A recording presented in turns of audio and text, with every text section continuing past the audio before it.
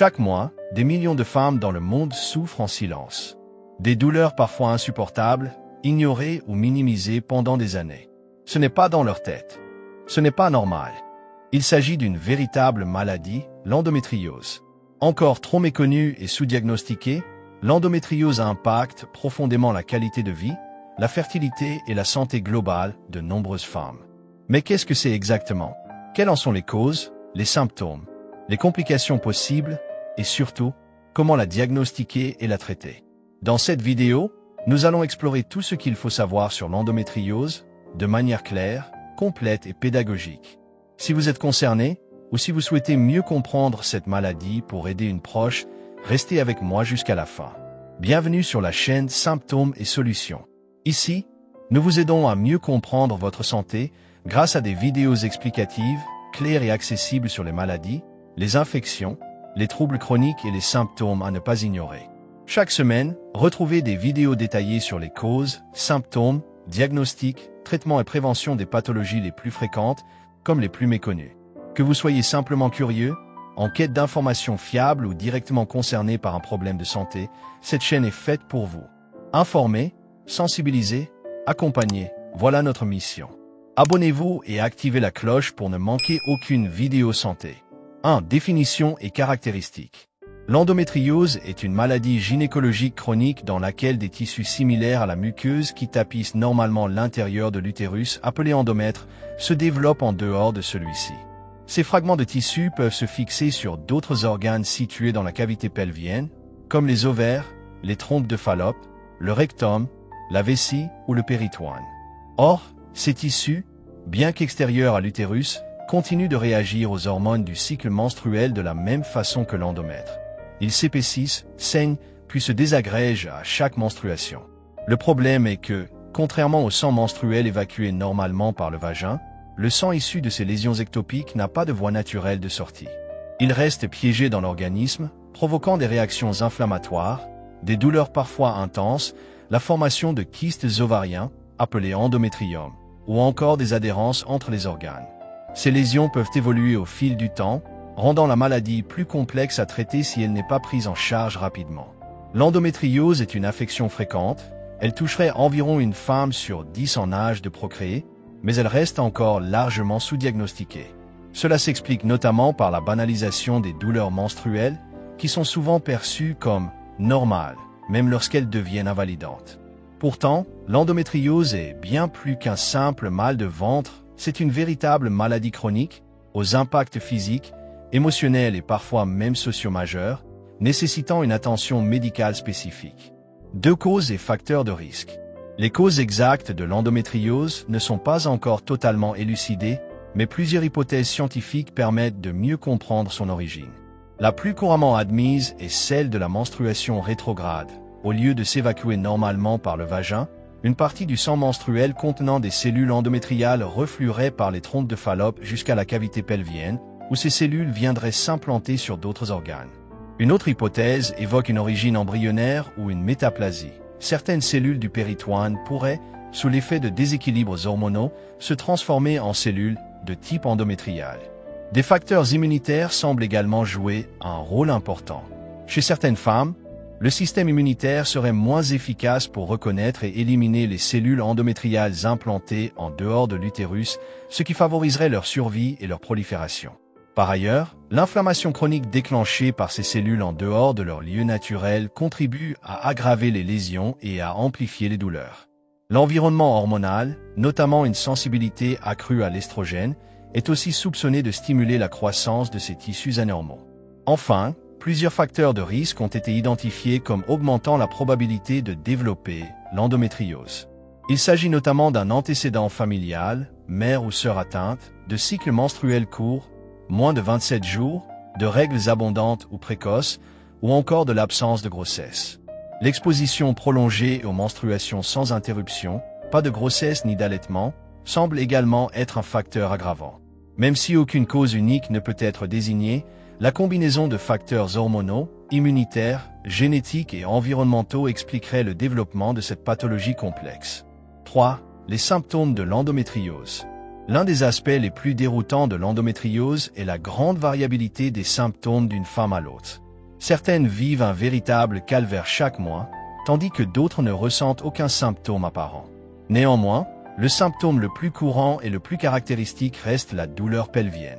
Elle se manifeste le plus souvent au moment des règles, dysménorrhée, mais peut aussi survenir pendant les rapports sexuels, dyspareunie, lors de la miction, de la défécation ou même en dehors de toute période menstruelle. Ces douleurs peuvent être intenses, lancinantes ou continues, et parfois handicapantes au quotidien. D'autres signes fréquents incluent des troubles digestifs, ballonnements, constipation, diarrhée, surtout si l'endométriose touche le rectum ou les intestins, ainsi que des troubles urinaires, envies fréquentes, douleurs à la miction, lorsque la vessie est concernée. Certaines femmes se plaignent également de douleurs lombaires, de fatigue chronique, de saignements abondants ou irréguliers, et même de nausées pendant les règles. La douleur est souvent mal soulagée par les antalgiques classiques, ce qui doit alerter. Enfin, l'endométriose est également une cause importante d'infertilité. Jusqu'à 30 à 50% des femmes atteintes peuvent rencontrer des difficultés à concevoir. Les lésions peuvent altérer l'anatomie des organes reproducteurs, perturber l'ovulation ou créer un environnement inflammatoire défavorable à la nidation. Cette infertilité, lorsqu'elle est associée à des douleurs persistantes, engendre souvent une grande détresse émotionnelle. Il est donc essentiel de prendre au sérieux tout symptôme récurrent ou invalidant et de consulter un professionnel de santé pour un diagnostic approprié. 4. Diagnostic de l'endométriose. Le diagnostic de l'endométriose peut être long et complexe, car les symptômes sont souvent banalisés ou confondus avec ceux d'autres affections gynécologiques. En moyenne, il faut 7 à 10 ans entre l'apparition des premiers symptômes et un diagnostic officiel. Ce retard est principalement dû à la normalisation des douleurs menstruelles et au manque de formation spécifique de certains professionnels de santé. Pourtant, un diagnostic précoce est essentiel pour éviter les complications et améliorer la qualité de vie des patientes. Le premier outil du diagnostic est l'écoute attentive des symptômes décrits par la patiente. Un entretien médical détaillé, antécédents familiaux, intensité et fréquence des douleurs, troubles digestifs ou urinaires, difficultés à concevoir, etc., permet souvent d'évoquer la suspicion d'endométriose. Ensuite, l'examen gynécologique peut parfois révéler des anomalies, nodules, douleurs à la palpation, bien qu'il ne soit pas toujours concluant. Pour confirmer l'hypothèse, plusieurs examens d'imagerie sont généralement prescrits. L'échographie pelvienne endovaginale est souvent utilisée en première intention. Elle peut permettre de détecter certains kystes ou lésions, mais n'identifie pas toujours les formes profondes de la maladie.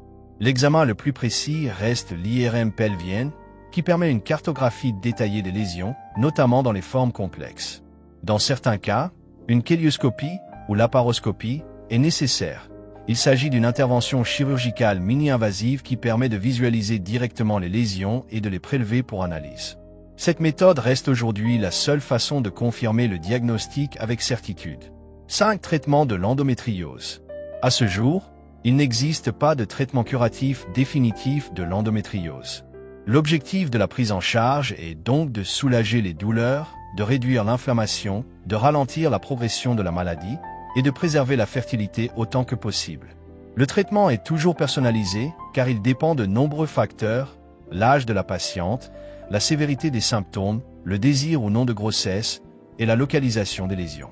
Il repose généralement sur une association de traitements médicamenteux, hormonaux, chirurgicaux et parfois complémentaires.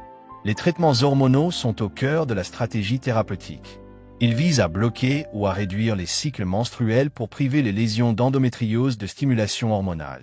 Il peut s'agir de pilules contraceptives en continu, de progestatifs, ou encore d'agonistes-antagonistes de la GnRH qui provoquent une ménopause artificielle temporaire. Ces traitements peuvent être très efficaces, mais ils entraînent parfois des effets secondaires, bouffées de chaleur, troubles de l'humeur, prise de poids, et leur efficacité cesse souvent à l'arrêt du traitement. Dans les cas de douleurs sévères, d'échec des traitements médicaux ou en cas de désir de grossesse, une intervention chirurgicale peut être proposée. Elle consiste à retirer les lésions, les kystes ou les adhérences via une cœlioscopie en tentant de préserver les organes. Toutefois, la chirurgie n'est pas sans risque et la maladie peut récidiver. En complément, certaines patientes ont recours à des médecines alternatives ou de soutien, comme l'ostéopathie, la nutrition anti-inflammatoire, l'acupuncture ou le yoga. Un suivi multidisciplinaire est souvent recommandé pour mieux vivre avec cette maladie chronique, tant sur le plan physique que psychologique. 6 complications possibles de l'endométriose. L'endométriose, lorsqu'elle n'est pas diagnostiquée ou correctement prise en charge, peut entraîner plusieurs complications, dont certaines ont un impact significatif sur la qualité de vie des patientes. L'une des plus fréquentes est l'infertilité. Entre 30 et 50% des femmes atteintes rencontrent des difficultés à concevoir. Les lésions peuvent altérer l'anatomie des trompes de Fallope, perturber l'ovulation ou créer un environnement inflammatoire nuisible à la fécondation et à l'implantation de l'embryon. Heureusement, grâce au progrès de la médecine, certaines femmes parviennent à tomber enceintes naturellement ou via des techniques de procréation médicalement assistée, PMA. Une autre complication majeure est la douleur chronique. Au fil du temps, les douleurs pelviennes peuvent devenir persistantes, présentes en dehors des menstruations et résistantes aux traitements classiques. Elles peuvent également s'étendre à d'autres zones du corps, comme le dos ou les jambes, selon la localisation des lésions. Cette douleur constante peut engendrer une fatigue chronique, perturber le sommeil, limiter les activités quotidiennes et avoir un retentissement psychologique profond, avec un risque accru de dépression, d'anxiété et d'isolement social. L'endométriose peut aussi entraîner des complications organiques en fonction des zones touchées. Lorsque les lésions s'infiltrent dans les intestins, la vessie ou les uretères, elles peuvent provoquer des troubles digestifs sévères, des douleurs urinaires, ou dans les cas les plus graves, des occlusions intestinales ou une insuffisance rénale. De plus, la formation d'adhérences, sorte de tissus fibreux qui collent les organes entre eux, peut entraîner une gêne fonctionnelle importante et compliquer une éventuelle chirurgie future. C'est pourquoi un suivi médical régulier est essentiel pour anticiper et limiter ces complications. 7. Prévention et accompagnement. À ce jour, il n'existe aucun moyen de prévention avéré contre l'endométriose, car ses causes exactes ne sont pas encore totalement élucidées. Toutefois, une détection précoce des signes évocateurs permet de limiter les complications et d'améliorer considérablement la prise en charge. Il est donc essentiel de ne pas banaliser les douleurs menstruelles intenses, surtout si elles deviennent invalidantes ou s'accompagnent de troubles digestifs, urinaires ou de douleurs pendant les rapports sexuels. Plus le diagnostic est posé tôt, plus les options thérapeutiques sont nombreuses et efficaces. L'accompagnement des patientes doit être global et personnalisé.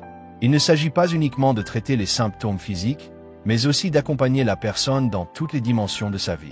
Une prise en charge optimale repose souvent sur une équipe pluridisciplinaire comprenant un gynécologue, un spécialiste de la douleur, un psychologue, un nutritionniste, un ostéopathe, voire un kinésithérapeute. Le soutien émotionnel et psychologique est essentiel, notamment dans les cas d'infertilité, de douleurs chroniques ou d'isolement social liés à la maladie. Enfin, l'éducation thérapeutique et la sensibilisation du grand public jouent un rôle fondamental. Informer les jeunes filles de l'adolescence, former les professionnels de santé à reconnaître les signes de l'endométriose et favoriser les échanges dans les groupes de soutien ou les associations permet de briser le silence qui entoure encore trop souvent cette maladie. Mieux comprendre, c'est aussi mieux vivre avec. C'est pourquoi il est crucial de favoriser une parole libérée, bienveillante et informée autour de l'endométriose. L'endométriose est bien plus qu'un simple mal de ventre ou des règles douloureuses. C'est une maladie gynécologique chronique, complexe et parfois invalidante, qui touche des millions de femmes dans le monde. Trop longtemps ignorée, minimisée ou mal comprise, elle mérite aujourd'hui une reconnaissance à la hauteur de ses conséquences physiques, psychologiques et sociales. Grâce à une meilleure information, un diagnostic plus précoce et une prise en charge adaptée, il est possible d'atténuer ses effets et de redonner espoir et qualité de vie aux femmes concernées. Chaque douleur qui empêche de vivre pleinement n'est pas normale. Parler de l'endométriose, c'est briser un tabou. C'est donner la parole à celles qui souffrent en silence. C'est aussi sensibiliser l'entourage, les professionnels de santé et la société entière pour que plus aucune femme ne soit laissée seule face à sa douleur. L'information sauve des vies, oriente vers les bons spécialistes et permet à de nombreuses femmes de poser un nom sur leur souffrance. Si vous avez trouvé cette vidéo utile, likez-la, abonnez-vous à la chaîne Symptômes et Solutions et activez la cloche pour recevoir toutes nos prochaines vidéos sur la santé, les maladies, les symptômes à surveiller et leurs solutions. Partagez cette vidéo autour de vous. Une amie, une sœur, une collègue, cela pourrait lui changer la vie. Et dites-nous en commentaire, connaissiez-vous l'endométriose? Avez-vous une expérience à partager? Votre témoignage peut aider d'autres femmes à se sentir moins seules. Si vous souhaitez soutenir la chaîne et encourager notre travail, vous pouvez cliquer sur le bouton Merci juste sous la vidéo pour faire un super thanks. Chaque geste, même symbolique, nous aide à produire des contenus toujours plus clairs, fiables et accessibles pour tous. Merci pour votre soutien et votre bienveillance et on se dit à très bientôt pour de nouvelles vidéos santé.